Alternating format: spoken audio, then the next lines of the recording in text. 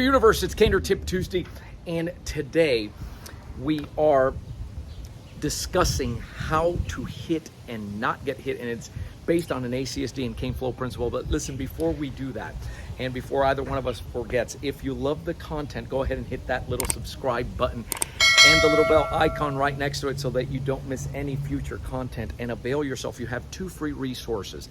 The main one is that no cost cane clarity call. Simply text the letters CCC to the number on the screen, and in less than 24 hours we will be in a phone call with you discussing everything that is important to you, what piques your curiosity about the cane culture, and more importantly, how you can get cane trained wherever you reside. That's what we do here. And you also have these free Facebook groups. They're private groups, but just request entry. They're now open to the public, and they will let you right in.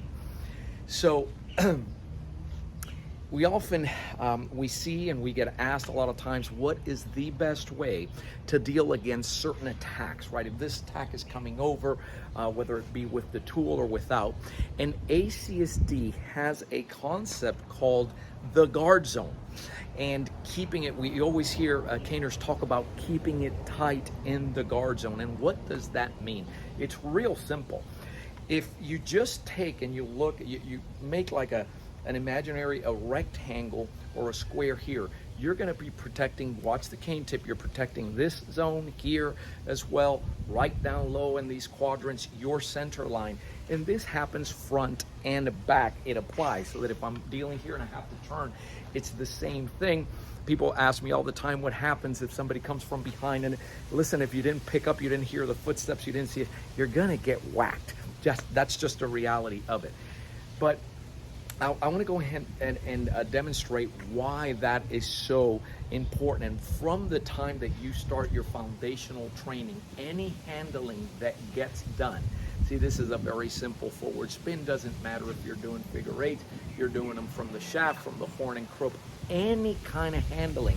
When you see somebody flowing or doing this dance, you're going to notice always that the elbows are nice and close and they're kept in tight here.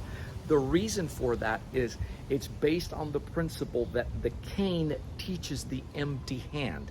And so you're not going to have anybody wailing punches, uneducated, what I call it, and throwing these wild haymakers. But so it is in defending, you also don't see this. And I'm going to have Jose come in and illustrate that. And I'm going to switch this, Jose. I'm going to switch so we don't bang that up. Yeah, old reliable. Thank you for that. Good. And so here, for instance, I'll give you an example, and you'll see it on both sides, whether it's a strike that's coming out here. You see, we don't have this. Now, this is an extension. I'm extending and coming over, and you see that this whole side is open. And the reason for that is because if you take it to the core of why ACSD, how it came to be, it's designed to deal against blade attack, edged attack, knives, basically, and multiple assailants. So you see that there's an issue here when you're going outside. This square, it wouldn't be all the way out here. This is left completely open, and you'll see it.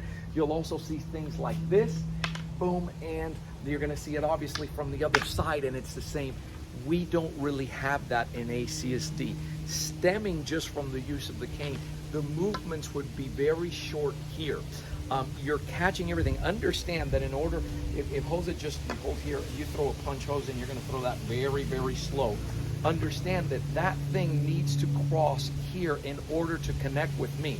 So I have no interest in stopping it all the way out here while my body's still here. Look where my center is and look at the amount of space in there, right? So just keep that in mind, because I'm going to show you how it translates from the cane to the empty hand.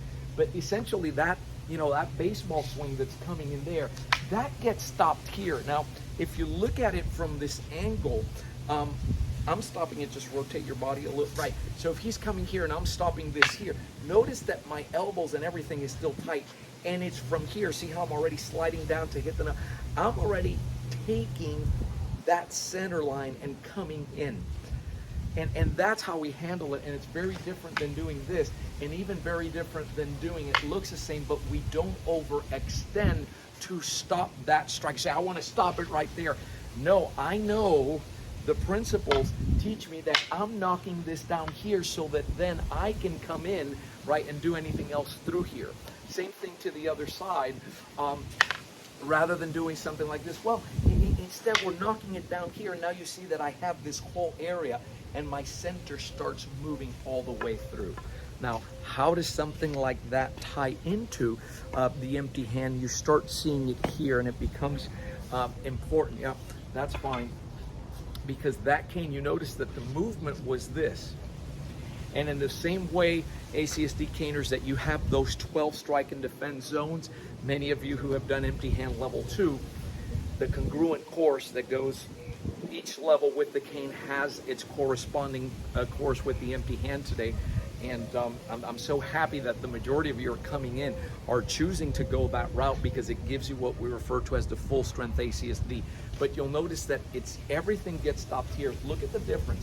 Rather, again, than coming here, see what happens here. This is open, multiple assailants, same thing.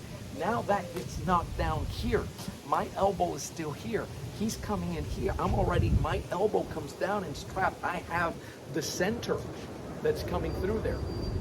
Same thing with anything that might be coming to the side. It gets stopped. Look where I am here.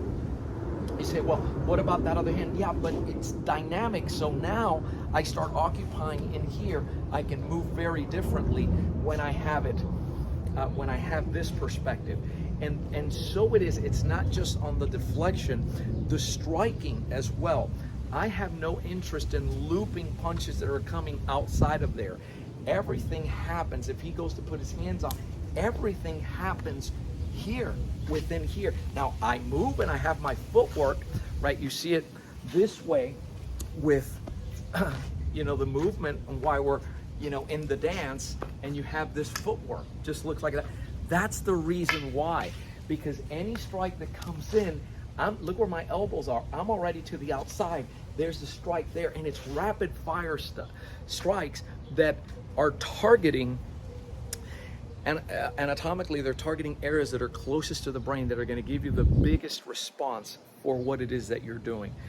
And so you're not going to see, for instance, it's so far out there that now it gives him an opportunity to, right? Because we always point out that he's not a zombie. Or he's not a stationary back. He has reflexes. He's younger, bigger, stronger, faster. When I push him out all the way, yeah, I'm all the way here, but he redirects. How do I control this situation? I need to be able to deflect this thing and connect to it, so that then I can control whatever it is that I'm going to be doing in here, raking and getting into the inside. And so it all begins with this training, where the handling or anything that you're doing is just in here, tight in the guard zone. That's what it is.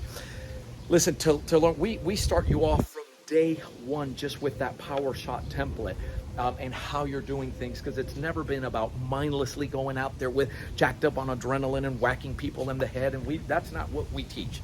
We're well aware you live in a society that's governed by laws, but not just that, we want you to be effective and efficient in your handling. And not just that, the tool in ACSD, it has the uniqueness that it teaches you the empty hand with this tool, the same movements that you do. And so the best way to do that is go ahead and take advantage of that no-cost cane clarity call. We like to schedule it so that we can dedicate our time to you. Text the letters CCC to the number on the screen, and again, in less than 24 hours we will be in a phone call with you. And again, we're always here to serve. Thank you so much for watching. I'm Joe Robaina for American Cane Self-Defense. Keep caning, stay safe.